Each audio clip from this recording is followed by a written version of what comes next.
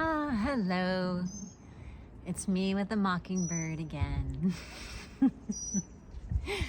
Actually, I'm here again because it reminded me of what I shared yesterday reminded me of what I had written about in a book.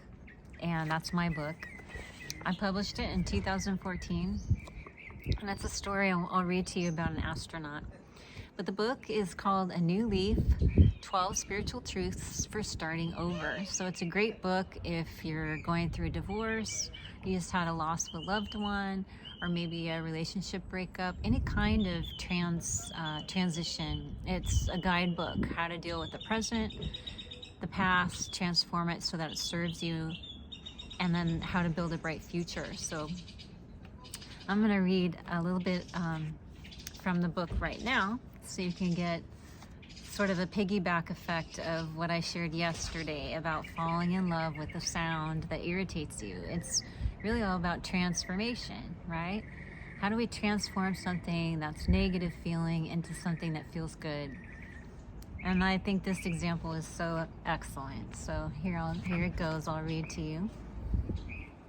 This is on page 233. I heard a story about an astronaut the other day. He was flying solo in space for his NASA job, enjoying the views of the Earth, when suddenly he heard a tapping sound. Tap, tap, tap, tap.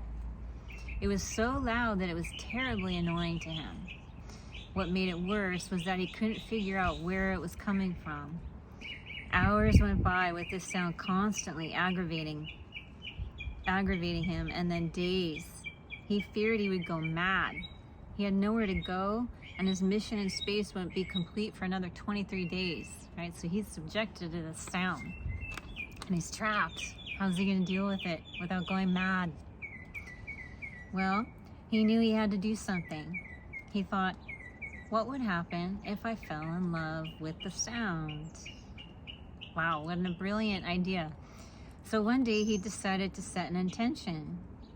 That's right, this story or this share example is from the chapter on setting intentions and part 3 of the book about your future. So anyway, he imagined falling in love with the sound, and soon the sound was transformed into a symphony of beautiful music. The aggravating tapping sound had disappeared. Wow, right? That's amazing to me.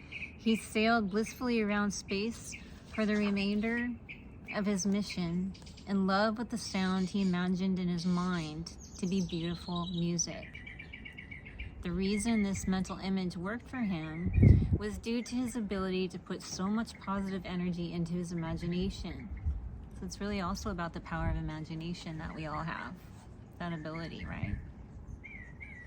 His energy made his mental image multidimensional to the point where even sound was influenced. We all have this capacity to use our imagination to help live out our intentions and to transform something negative into something positive. I hope you enjoyed that example.